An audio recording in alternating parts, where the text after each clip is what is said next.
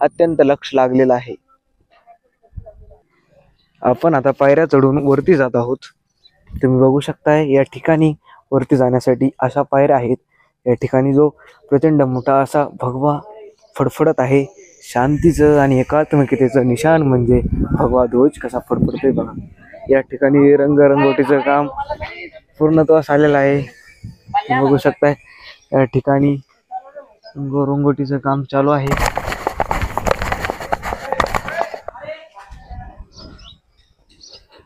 भगवा ध्वज फडफडत आहे. भव्य आणि दिव्य या तेजस्वी मूर्तीची रंगरंगोटीचं काम या ठिकाणी दसरा मेळाव्याच्या अनुषंगाने चालू आहे. सावरगाव घाट हे श्री संत भगवान बाबा यांचं जन्मस्थळ आहे. भगवान बाबा यांची कर्मभूमी ही भगवानगड आहे. पाण्यावरी वैसवणी वाचली ज्ञानेश्वरी या ही मूर्ती